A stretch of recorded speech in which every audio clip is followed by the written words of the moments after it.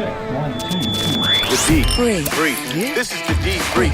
Go. Your guide to Detroit. Your guide to Detroit's arts and entertainment scene. This is the D-Brief. Hello and welcome to the Debrief, your podcast for Detroit concerts, comedy, plays, food, drink, and more. It's Tuesday, May 14th, and I am your co-host. My name is Seth Ressler. And I'm Becky Scarcello. And if you've never listened to the podcast before, here's the deal. We talk about everything Detroit because I don't know anything Detroit because I'm still new to the Detroit area. You know a little something. I know a little. I know enough to fake it. But I know a heck of a lot more. Right. I mostly just smile and nod, which works great on a podcast. Yes. And I tell you what's what. Here's what's going on in today's episode. Tom McCarthy, very funny comedian. We've had him on the podcast before. He is not only performing, he's featuring this weekend for Alonzo Bowden at the Comedy Castle in Royal Oak, but there is a brand new Comedy Castle podcast that he hosts. So we'll talk to him about that. Yeah. I'm going to give you a little bit preview about the Detroit Jazz Festival. Ooh, big lineup announced. There is a film that is set in Detroit.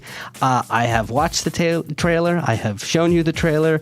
I cringed. Did you cringe? Wah, wah. Okay. Yeah. We'll tell you why. And on Friday, you're going to want to tune in to hear our interview with Blake Kaunacki and Thomas Roberis of the brand new Detroit Vineyards. Yeah, place just opened up. Mm-hmm. Big opening. I mean, they've been around, but their tasting room just opened. Right. Yeah. Big deal. And of course, we talk about a lot on this podcast. So here's the deal. If you want links to all the things that we talk about, just head over to our website, thedebriefdetroit.com. And while you're there, sign up for the email. Or just text the word Detroit to 444-999. All right, let's get into the show and meet our guest host. Welcome to the D-Brief. Detroit's arts and entertainment scene.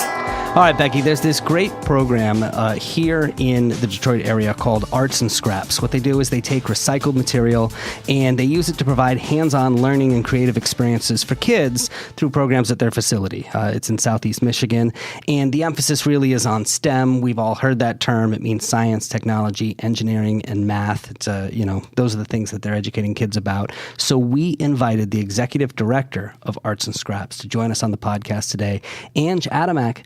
Thank you so much for joining us. Thanks for having me. Excited to be here. Yeah. So, I mean, you tell us what the program's all about, what the organization's all about. Yeah. So we use all kinds of things that would have gone into a landfill and use it instead to create good. So either empowering the Detroit community or teaching kids about STEM through creative experiences. It's two of my biggest passions, honestly, recycling and art. Yeah. So love everything about it. I'm very familiar. I've been there. Yay. And I just love what you're doing. It takes a lot of dedication and hard work, and I'm just so happy you're here. Yeah, we're excited to be here. Give me an example. Give me an example of something that was recycled recently and you guys turned into something over there.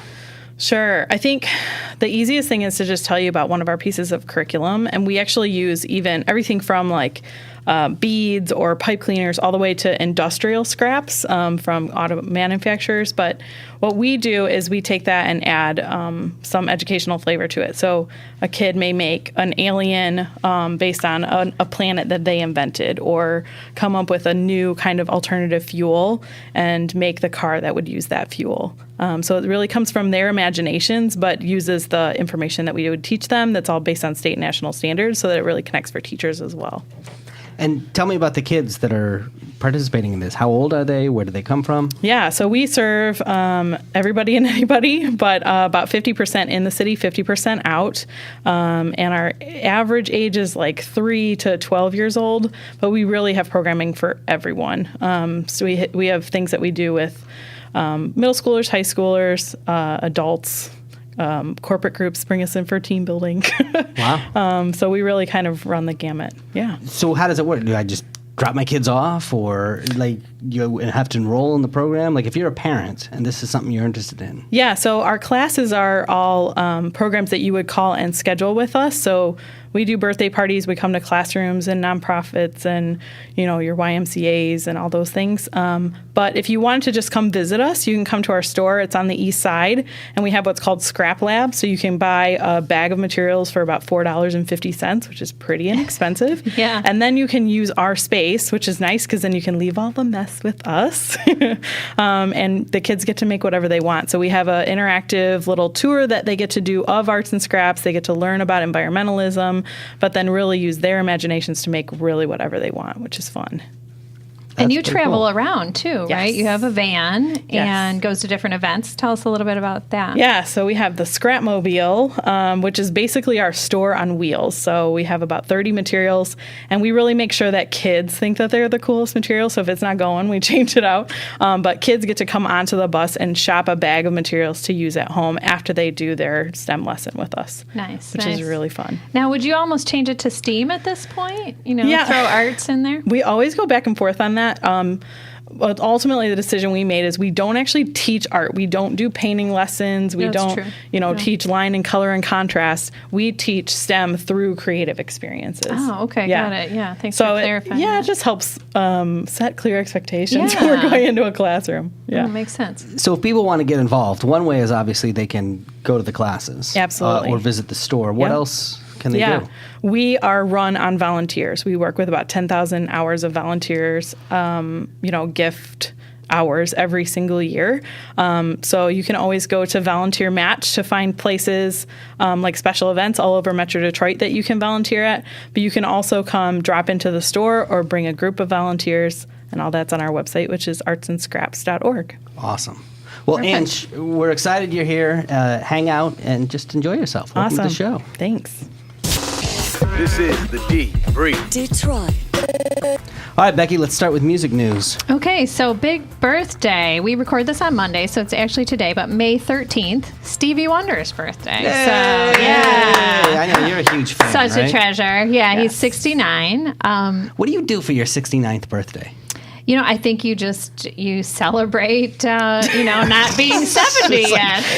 Here, I got you a colonoscopy. It's like... I have a feeling Stevie Wonder can still party. I'm just Yeah. going to lay that out there. I think think? he's good. God, Yeah. I hope I can still party at 70. Oh, I'll be. Are you kidding me? I'm early 40s and I can barely hang. Listen, Friday there's night different comes ways and I'm like, to define party. There's different Right. ways. Yeah. You just got to, keep yourself vibrant and in the game a little bit. Yeah. So I know, Angie, we were talking about this. You're a Yes. fan as well. Yes. Do you have a I know he's got such an extensive Yeah. catalog, but can you pick Trying a favorite? to pick or? is so hard, but I do love We Can Work It Out. Such a good yeah. song. And a little bit lesser known, but Right. I love was it. jamming to him all day long today. And For Once in My Life, I love that one. Yes. I love Signed, Sealed, Delivered. But I love this song that not a lot of people bring up. It's called Do I Do. And that's probably I know, my, yeah. it's probably my favorite. But anyways, so happy birthday, Stevie. Happy birthday. So I feel like, frontmen and maybe the guitarist in bands, they get lots of accolades, right? But bassists just do not get love they deserve, I'd have to say.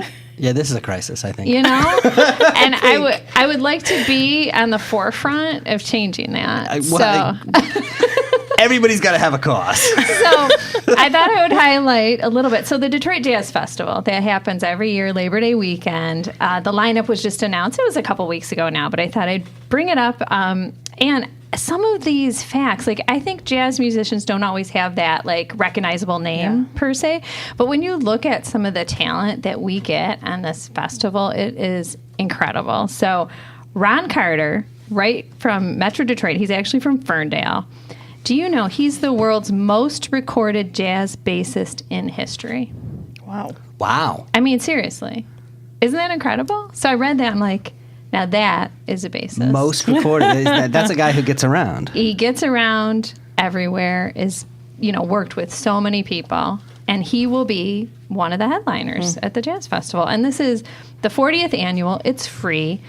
And it's just such a great thing to experience, kind of go around from Hart Plaza, the Riverfront, Campus Martius. So that's just an amazing accomplishment. You've also got Terrence Blanchard. He's a jazz trumpeter.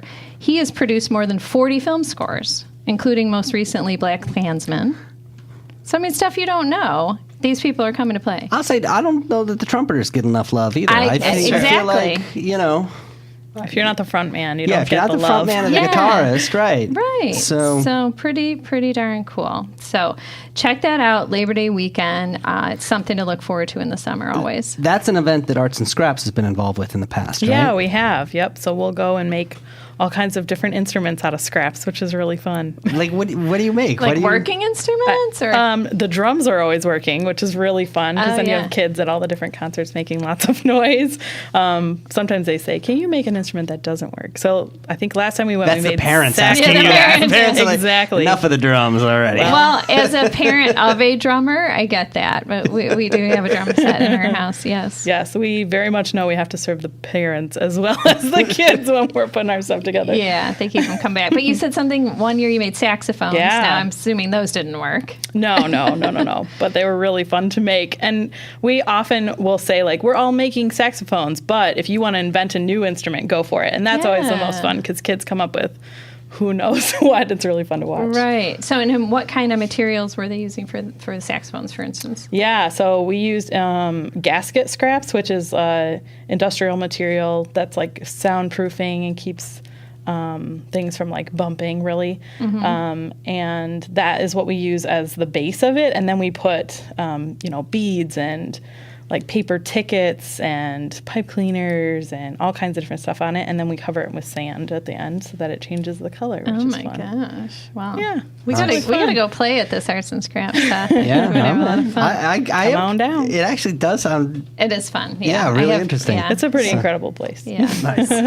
So there's a little update. I don't know, a couple weeks ago, I told you guys about Madonna's new single, Medellin. Are we still pretending she's a Detroiter? Well, so here's the She thing. doesn't claim it. She doesn't claim it. So, but on that single, she actually gave a shout out to Detroit. Her duet partner was singing, "If you want, we'll go to Detroit."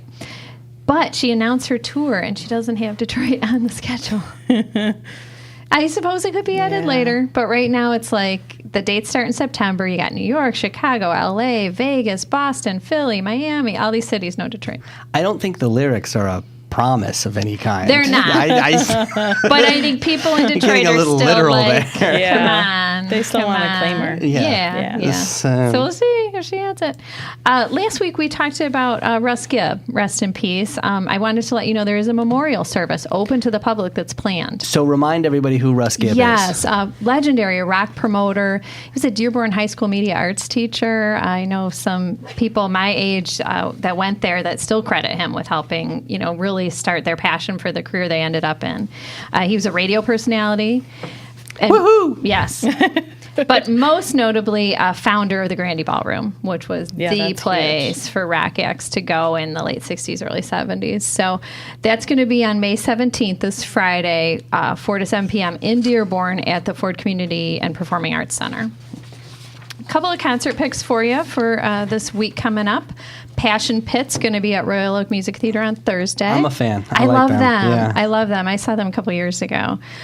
Jason Marsalis is going to be 2 nights at the Dirty Dog Jazz Cafe, Friday and Saturday. This is of the famous Winton and Branford. Ellis, the famous New Orleans, first family of jazz. He is one of them. He's a drummer. What is he, like a second cousin? No, he's the son of Ellis, brother of I am unfamiliar Branford. with this Marsalis. Do you need me to draw out the I family don't. tree? I know the one that did the sax solo on Shanice's "I Love Your Smile," Oh, that's sweet. and then there was the remix, "Go Branford, Go Branford, yeah. Yeah, Jason maybe a little lesser known, but he's a drummer, and he is fantastic. He has this funny style. I've seen him in New Orleans, and I will definitely go to one of the shows this weekend. So, as I understood it, and Yeah. this is not my genre of expertise, Yeah.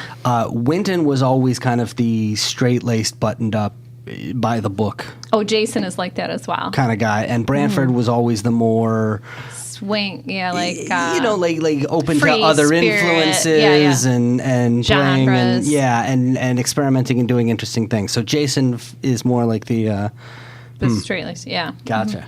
Yeah. All right, you got to Pure know your jazz. Marsalis. Yeah, are you a jazz fan? I am, yeah. Do you know all your Marsalises? How many Marsalises can you name? I think we've already named them.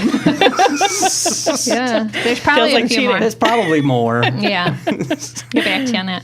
So John Waite, remember him? He's going to be Friday, May 17th at the Token Lounge. He had that song Missing You in the 80s. No? You don't remember? I ain't missing you at all. I ain't missing you at all. Oh, yes. Yeah, We're that's a dating classic. ourselves. I know, right?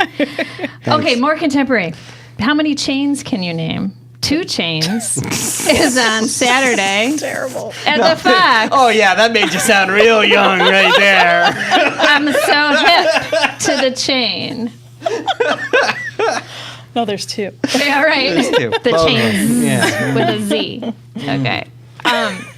Slayer's coming Sunday, May 19th. They're opening up DT for the season. And I do actually know these bands, Lamb of God and Cannibal, of course, because my 18-year-old's a big metal fan. So I've heard more of their songs than I would. This is the care drummer? to. What? Is that's your kid that's a drummer? No. Oh. He plays bass and guitar. Oh, okay. Yeah. What's the drummer like?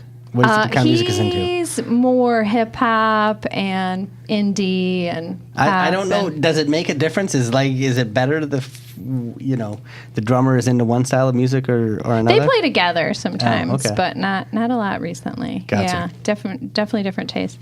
Walk Off the Earth is next Wednesday, May 22nd at the Fillmore. The Deep Break. All right, you guys know that I love the comedy. And You do. Tom McCarthy, who is a comedian that we have had on the podcast in the past, he is actually featuring this week for Alonzo Bowden at the Mark Ridley's Comedy Castle in Royal Oak. I know Alonzo Bowden. He won one of the seasons of Last Comic Standing. I think it was season 3, but he's also a regular on NPR's Wait, Wait, Don't Tell Me. I love that show. I do too, That's hilarious. and he's great. Tom's going to be featuring and also then headlining at the Holly Hotel and Big Tommy's in Novi later on this summer. But the other thing that they just did over at Mark Ridley's Comedy Castle is they just launched a podcast. They're now colleagues of ours. They're in our ranks. Nice. And it's Tom who's actually producing it and hosting it and putting it all together. So what they're doing is they're basically going out and interviewing comics that are coming to the Comedy Castle soon, interesting. which makes sense, and having conversations with those. So, for example, in the latest episode, Tom actually had a conversation with the Amazing Jonathan, who just performed. Amazing Jonathan, I don't know if are you familiar with? He's one of these comedian / magicians kind of things. Yeah, and he's got a fan base here in the Detroit area. Just performed at the Comedy Castle last weekend, and Tom told me about his conversation with the Amazing Jonathan. There's a documentary about him right now called the Untitled Amazing Jonathan documentary that premiered at Sundance. Locally, it won the Detroit Free Press Film Festival, and it's won several festivals. Right now, if your listeners were to Google it, go to Rotten Tomatoes. It's got a 90% fresh rating on Rotten Tomatoes right now. And I had no idea until I was researching it that this documentary was even out. So what was ostensibly supposed to be an interview with that week's headliners goes down this rabbit hole into talking to a guy who's got a film about him that was entered in Sundance. So we try and get interesting people on the show telling interesting stories. And if you check it out, I think you'll find that. I will say that that's happened to me a couple times on this podcast where like you'll book a guest and I'll do research and all of a sudden I'll be like, oh, whoa. Yes, I know. like I've definitely had moments like that where, something interesting will come up. So one of the people that he interviewed was Bobby Collins. Bobby Collins is kind of an old school Rat Pack era comic. He's been around for a really long time. And Tom told me this about his conversation with Bobby. One of the stories he told me is that the first show he opened for Sinatra was in Salt Lake City, and he couldn't be more nervous. And he's meeting Sinatra's entourage after he went off, and he said, "Hey, the boss really liked you." He's meeting a guy named Joey Hands and Stevie Boots and and Jimmy the Limp, and these guys told him that the boss really liked him and wants him to come out to dinner with him. And he said, "Well, I've got another show. I'm playing the club in town here. I tell him thank you, but I can't." He goes, "I don't think you understand. The boss wants to have dinner with you." And he thought about it for a second. He goes, "Jesus Christ, I'm going to have dinner with Frank Sinatra." So dinner with Sinatra was getting into a entourage or getting into a group of cars that were escorted by the Salt Lake City police to the airport. They hop on a plane, fly to Chicago, and have dinner in Chicago at midnight at a table they held for the boss, old Blue Eyes, and who walks up as they're finishing but Don Rickles, and Don Rickles is telling him, "Hey, you did good. The boss liked you." That's insane. That's pretty amazing. Isn't it? That's Yes. pretty hardcore. Yeah. That's old school right there. Are you a Rat Pack fan? I actually am. Are Yes. you really? Yeah. My dad loved Rat Pack, so I grew up listening to it. You have a favorite member? Yeah, definitely Frank Sinatra. I love Frank Sinatra. I listened to probably I organized all my records the other day and realized, I have 7 of his. Wow. That is something. So if Frank Sinatra invited you out to dinner, you'd be like, yeah, done. I'm in. Yeah, definitely. well, sure. Yeah, for sure. I remember as a young girl, like making up dances to all his songs with my girlfriends, like organized dances to like New York. Well, and stuff. my dad's best friend was a lounge singer, and he actually met Frank Sinatra out in Las Vegas Wow. a million years ago. I'm like, you're the coolest. Yeah, super. Yeah, they just like ooze cool, right? Yeah. It's the definition of cool. All right. Well, the great thing about this podcast is it's not just shining a light on the headliners that come through the Comedy Castle, but it's also shining a light and featuring a lot of the local comics who perform as well. And Tom told me a little bit about that. Comedy Castle gets some of the biggest national touring headliners in, but the underbill, which I'm a part of next week, and I'm the feature, are usually local guys or Midwest guys and girls. And to be able to get them on, they're equally as interesting. They may not have the name, they may not have the recognition to the listening public, but I can assure you each one of them is every bit as interesting as the headliners. And I think that's important. I really like Sure. that when, you have people who, whether it's in the music space or whether it's in the art space, who will leverage the audience that this national talent gets when they come to town and use it to put a local comic or a local artist on the bill. I think that's really important. I agree. And we have really impressive local talent, I feel like. We do. In all areas, Yeah. for sure. Yeah, we really do. So if you want to hear more of the Comedy Castle podcast, you can find it wherever you find your favorite podcasts, or you can go to comedycastlepodcast.com. And if you want, you can hear the entire conversation that I had with Tom. It's in our mobile app as a bonus episode. You can hear all the noise in the background. We were actually right next door to the Comedy Castle at the Royal Oak Brewery there. Oh, I had some nice ambiance to it. I wondered, Like some 41 or something in the background playing. By the way, if you're a comedy fan, you're definitely going to want to check out some of the other bonus episodes because we recently had Mike Jeter on the show, a big friend of the podcast, and Tanya Murray was our co-host last week. Both of them have albums out now, and we've actually put a snippet of their albums into our mobile app as a bonus episode, so go check that out. The Debrief, your guide to Detroit's arts and entertainment scene. This is the Debrief. Brief. All right, Becky, what caught your eye this week?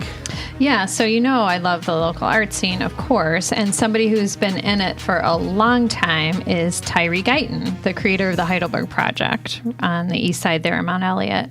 And the New York Times recently published an interview, I think it was Sunday's edition, published an interview with Tyree.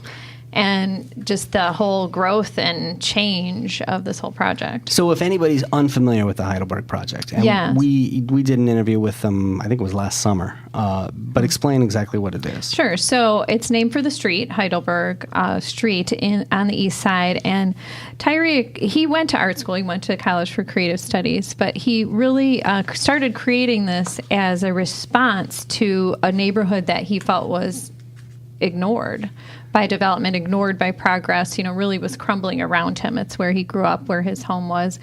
And to draw attention to it, he decided to collect found objects, things that would be considered garbage, colorful things, and brighten up the neighborhood with this eclectic outdoor installation art. Could we say he recycled?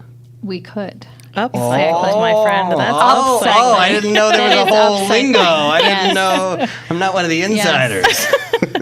He had like the house that made sense that was covered with pennies. There's tons of images of clocks about like the idea of time stopping and forgetting places, that kind of thing. So it turned out to be one of the most popular attractions in the whole state of Michigan, drawing between 200 and 300,000 people per year.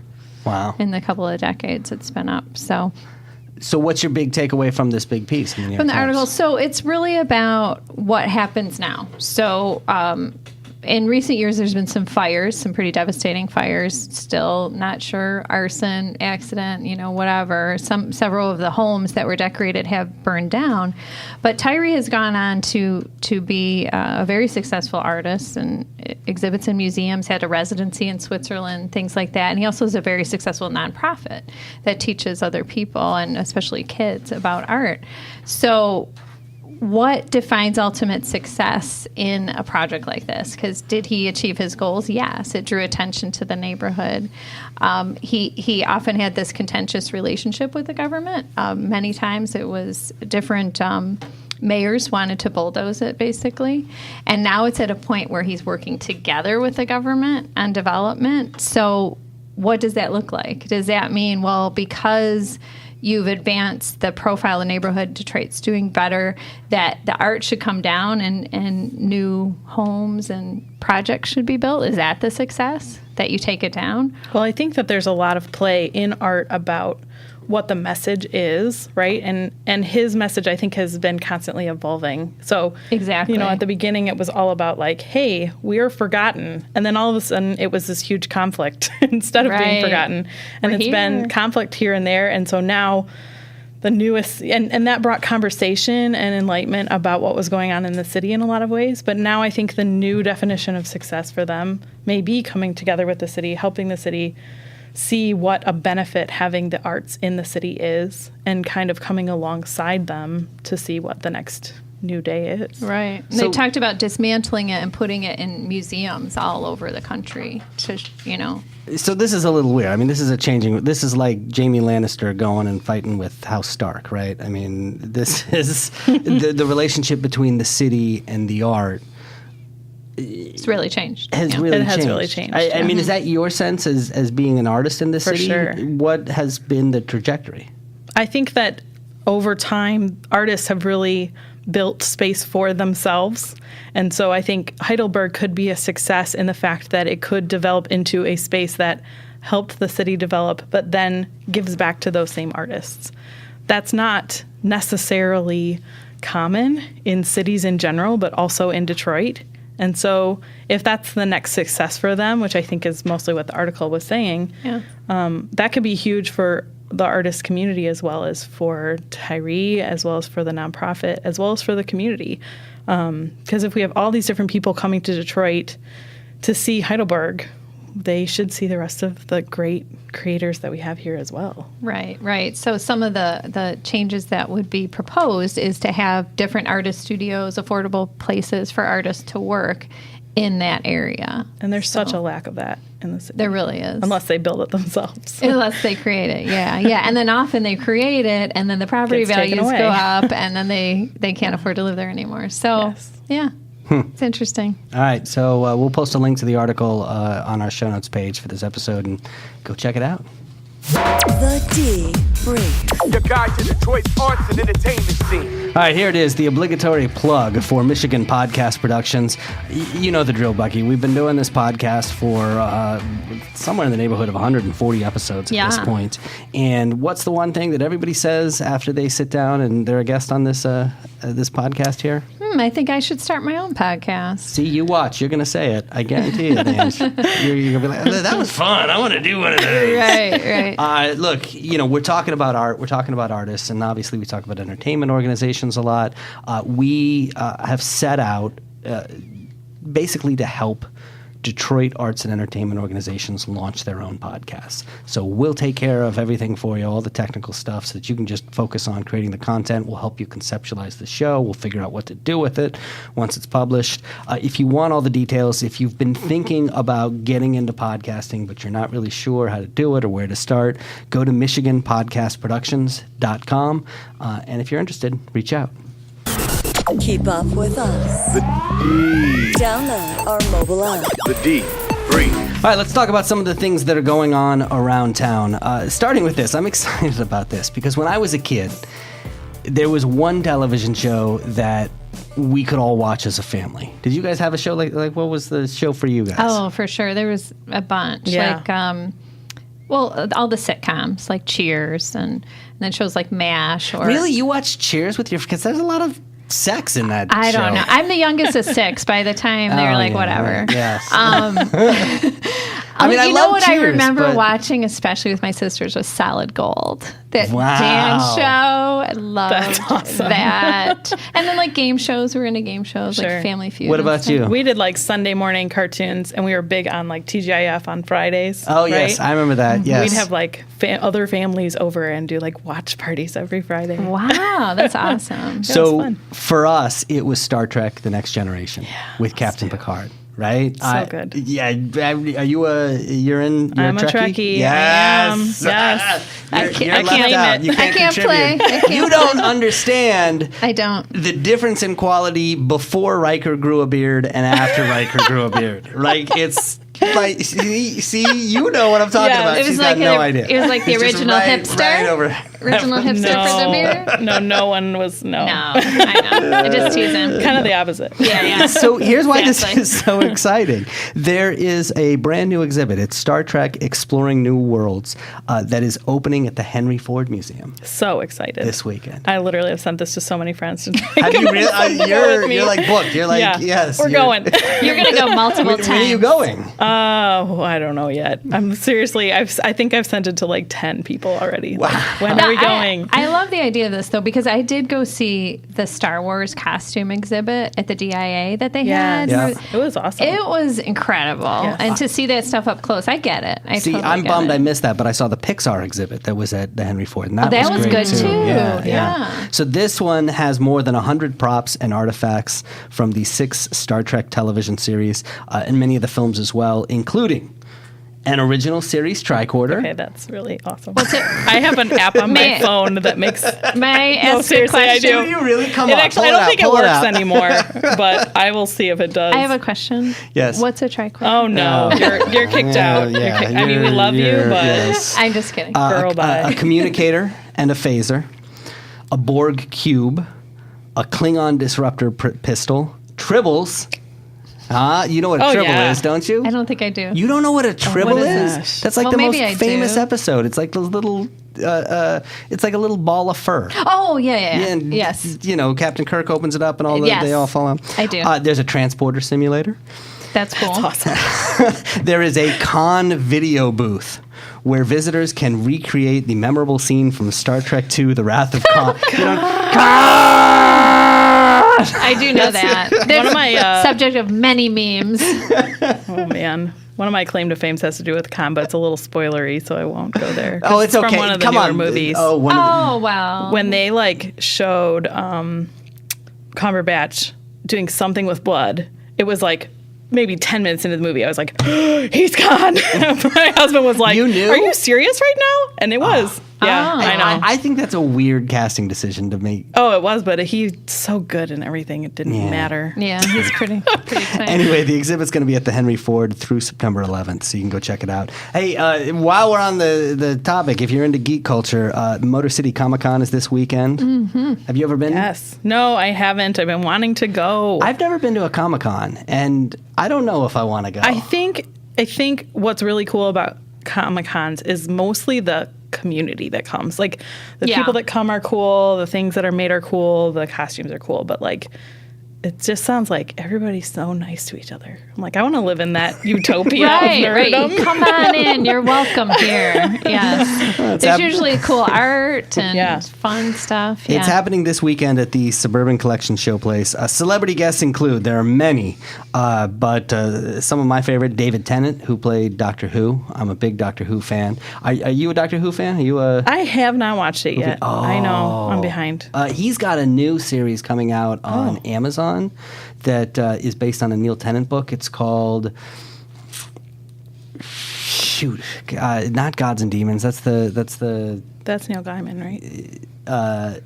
that's the Tom Hanks, Oh. Oh, yeah. But he's got a new show. The trailer looks amazing. John Cleese from Monty Python, of course, and good. Fawlty That Towers. sounds so Henry good. Winkler is going to be there from Fun. Happy Days. He seems Yes. so fun and funny. Like to he hang does. out with. Like I loved really him cool. on Arrested Development. Yes. Oh my gosh. Oh so my funny. gosh. Yeah. Charlie Hunnam from Sons of Anarchy. So that was a good show. And then Nev Campbell from all the Scream films, among other things. Isn't George Takei going to be there too? I think? He may be. I I mean, there's a pretty whole sure. That would long be a list. big get. I think Yeah. that was the biggest one this year. Is So yeah. you can go check that out. While we're on the topic of science fiction, let's talk about ridiculous things that happen in science fiction films. Okay. Ange, what things bug you in science fiction? You ever see something gets under your skin? Yeah, my husband always thinks this is ridiculous because I love Star Trek and Star Wars and all those things. But if it's something that's not one of those bigger franchises and it has aliens in it, it always bothers me that they look exactly like humans. Like, that doesn't make any sense. Yeah. It should be totally different than what we look Because they're like. from a different planet. Yeah, not a exactly. human-like. Yeah. You're like, oh, the gravitational pull would be totally different. I know. And then my husband's like, calm down, it's science fiction. right. But I don't know. It's just how I feel about it. Well, you need to consult an expert. The good news is one is going to be here on Monday, May There we go. 20th. Dr. Neil deGrasse Tyson is going to be at the Fox Theater, and he is reviewing science films. It's called an that's astrophysicist. This is something he's been doing on Twitter for a while, right? He's been critiquing things that, In like the somebody, films. you'll hear a noise in space, and he'll be like, that doesn't happen. That's not the nature of the black hole or whatever. I guess yeah. his tweets were so popular, he decided kind to of turn it awesome, into though. a So road it's a show. live show. Okay. All right. So it's an astrophysicist goes to the movies. He'll be critiquing everything from Star Wars to Frozen to The Martian. Maybe this will Okay, come so up. we would get along is what I've learned. Yes, yes. Which I'm very into. Here's my question. Here's what I want to know. Does he believe in the Back to the Future vision of time travel, or does he believe in the Avengers vision of time travel? Oh, Because we talked Probably about this on a recent Avengers, episode. I would guess. Which one do you know? You know what I'm talking about? Yeah. Yeah. Yeah. You're so a geek. You guys are like they're smart. I don't even have to explain. Yeah. She's You're like a "Oh, meeting man." of the minds. It's so wow. I feel so left out. Sorry. It's okay. All right. Oh, yeah. Here's a question that you can participate in. Okay. Do you have a greatest movie of all time for you? Probably Planes, Trains, and Automobiles. Really? No, That no, but I do good love one, it. though. I do love it. Yeah. I don't. You know me. I can't answer these best questions because I'm Right. like, well, the best comedy is this, and then the best '80s movie is that, and the best drama. She's afraid to take a position. She's No, I just I like mean- a lot of things. Right. I don't blame you. But I do. Thank have you. My favorite. What's your Most favorite? people do. Favorite movie of all time. Greatest movie of all I'm a time. little embarrassed to admit just because it's a little cliche, but When Harry Met Sally is my favorite. That's a good movie. I do. It is I a do. good It's movie. really solid. Yeah. The romantic comedy genre is not one that is a Easy. personal favorite for mine. Oh, okay. But of the romantic comedy genre, definitely When Yeah. Harry Met Sally Oh, is the top, good. top up there. I also I enjoy Love Actually. That's a good one A too. lot. Yeah, Yeah. yeah. No, definitely. So Star-studded cast. And the intertwining stories. Yeah, Mm-hmm. I dig that. when Harry Met Sally, that's a good Yeah, choice. yeah. To the point that like our my wedding shower was When Harry Met Sally themed. Aw. What does that mean? So they had like you were eating and quotes you're from like, it all "I'll have over. what she's yeah, having." well that, but everything was like with something on the side, right? Oh, That's yes. a big thing in there. Yes. And then we did wedding Pictionary, which was really fun because they do Pictionary in Oh, it. yeah. Do you have a wagon wheel coffee table? Gosh, I wish that would have been so good. And some pecan pie. Yes, we did have pecan pie. All right. Well, here's why I ask. Because, of course, the American Film Institute puts out a list of the top 100 films of all time. Number 2 on the list is my favorite, is Casablanca. For reals? Yes. Like you would pick that? Oh, yeah. Oh, Yeah? no, I'm not. That's I'm not- literally the only one I'm of the top 5 that I crossed out. Really? I love that film. I like it. So the first time I saw it, But it's But not it's- top 5. No, it's not. top. And I love old movies. What about Wizard of Oz? Where's that? you're going to put your winged monkeys up against Nazis and come on. No, Casablanca is my favorite. The first time I saw it, I was in high school, and I didn't know. And you even liked it then? I didn't know what to expect. I thought it was like a sappy love story film, and I'm not a particularly big fan of black and white films. And I got to see it in a theater because a theater was showing movies, and I sat down and I watched it. It is still funny today. It is still like the political intrigue still is interesting. I mean, it's obviously not the Avengers time traveling. But I think it's- it makes a it's- difference being able to see old movies on a big screen. Yes. It does. It really does. And here's why I bring this up, because the number one film on the AFI's list of greatest films of all time is Citizen Kane. Oh. Came out in 1941. And the Redford Theater is showing Citizen Kane on Saturday. It's only $5 to go see it. I love the Redford Theater too. Yeah. And that's great. one of those movies everybody has to see. I mean, even if you don't love it. Have you seen it? Yeah. Yeah. I had to see it in high school. As Yeah. like a- I like think an it's, assignment. yeah, I think Right. yeah. So directed by Orson Welles, basically news reporters trying to figure out the meaning of a publishing tycoon's dying words, which is, of course, what was his last words? Rosebud. Yeah, Rosebud. There's the winner right there. A couple other things going on around town. For stand-up comedy, big week. Joey Diaz is going to be at the Soundboard on Thursday. On Friday, you've got the Australian Jim Jeffries going to be at the Royal Oak Music Theater. Saturday, Patton Oswalt is at the Fillmore. Sunday, Roseanne Barr, who apparently still has a career, is going to be at the Fox Theater. Joel Fragomeni, who's been on the podcast in the past, teaches comedy classes over at the Mark Good Libby's for Comedy him. Castle. He's going to be opening for Roseanne. That's awesome. And then Sunday, you've got Liza Treyger, who's going to be at the shipping company. Sam Rager, who has also been on this podcast, is going to be opening for that Nice. show. A couple of podcasts, if you're into podcasts, and you must be because you're listening to this, some things to know about. Tonight, as this episode, tomorrow night as this episode drops, Gretchen Rubin, who's the best-selling author of The Happiness Project. I read that. You did? Mm-hmm. Were you happier afterwards? Did it work? No, because you have to actually do stuff. What? You don't just read a book and your life is solved? No. Wait. It tells you things to do, and I'm not very good at follow through. Reading a book is enough work. I can't actually. I was exhausted afterwards. At least you can admit it. That's good. Yeah, I have a lot of self-help Feels like books progress. that I have not actually implemented. But you finished So, the books. I did. I mean, that's. Yeah. Okay. Well, she's got a podcast as well called The Happier Podcast, and she's going to be at the Majestic Theater. And then on Sunday, you've got the Joe Budden podcast at the Fillmore. And then finally, Head Over Heels, the musical. This features the songs of the Go-Go's. I am That sounds all really about fun. this. I saw this and I forwarded it to my girlfriend. Donna, if you're listening, tell me if you want to go because I want to go. I'll go with you guys. This Okay, was good. just on Broadway, and now it's going to be at the Ringwald Theater in Ferndale. So that opens That's this cool. weekend. Go check it out.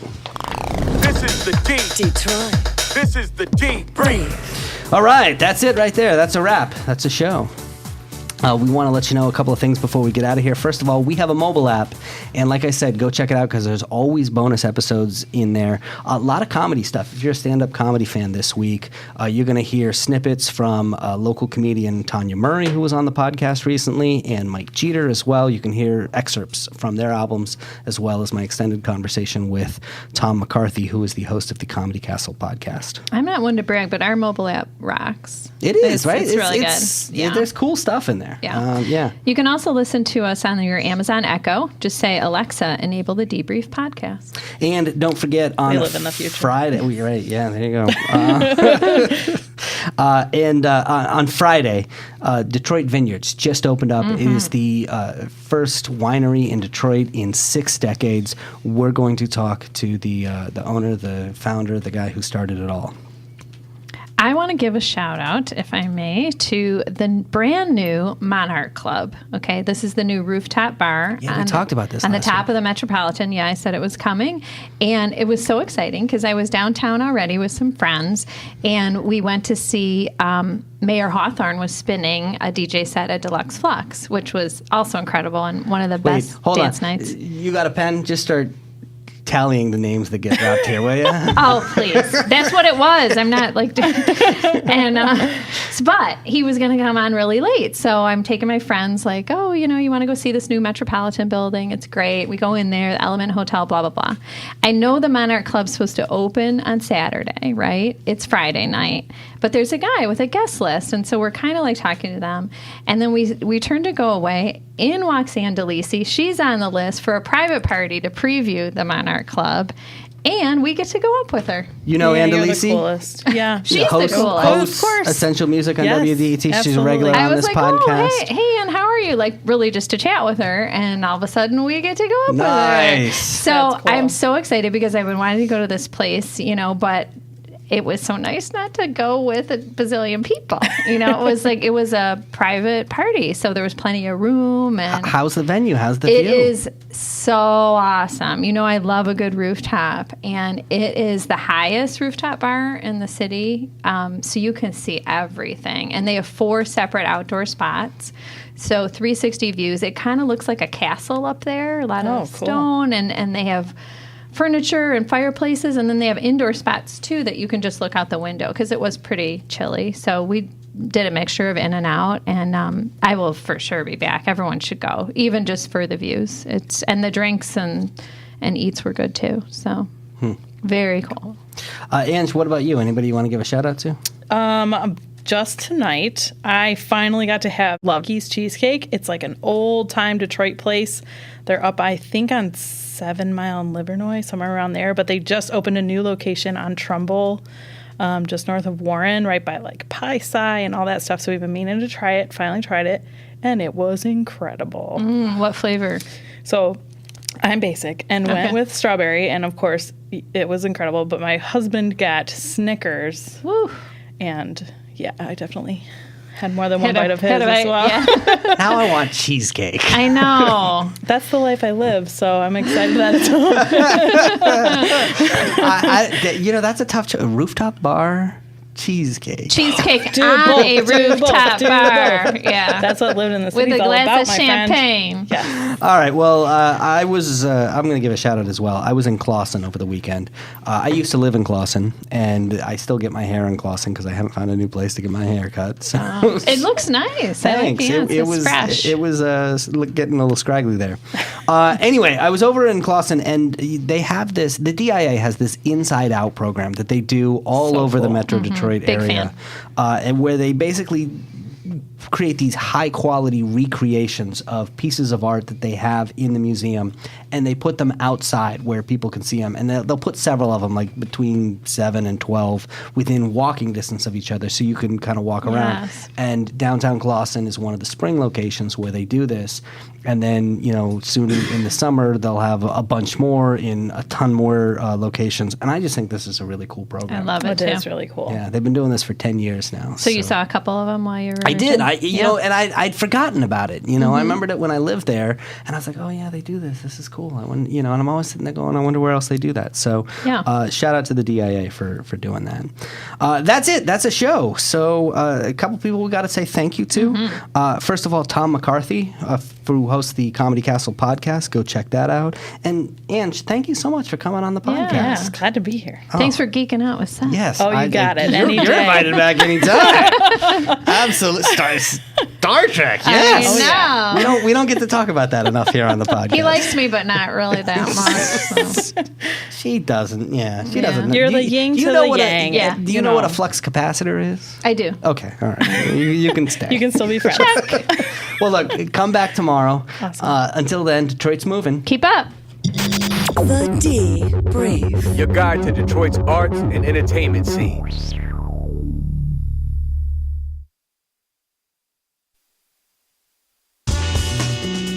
Hi, Craig Foley here. If you're listening to the Debrief podcast, well, I've got 2 things to say to you. 1, you have impeccable taste. 2, you care about the community that is Metro Detroit. That's why I think you'd appreciate my daily show, The Craig Foley Show on Deadline Detroit. Every weekday, I tackle the big issues in politics, business, arts and culture, sports. Whatever's on the mind of Detroiters and Michiganders, we will talk about it. It's all open for discussion. And keep this in mind, news doesn't have to be boring. Sure, we talk about serious stories and we have interviews and commentary, but we do it in a way that, if I'm doing my job right, is informative but also entertaining. Check out The Craig Foley Show on Deadline Detroit for news, knowledge, hopefully some fun tossed in. Hi, I'm Ann DeLisi from 1019 WDET. Well, for years I've been talking with people who are artists to find out what drives their creative spirit. And those extended sit-downs have now culminated in a new podcast series titled Essential Conversations. In the inaugural episodes, I talk with MC5 guitarist Wayne Kramer about the early days of the MC5, jazz artists Esperanza Spalding and Terry Lynn Carrington as they critique each other's teaching style. I turn the tables on writer and humorist Mo Rocca and official White House photographer stenographer for the Obama administration, Pete Souza, talks about the night Osama bin Laden was captured. You can find Essential Conversations wherever you download your podcasts.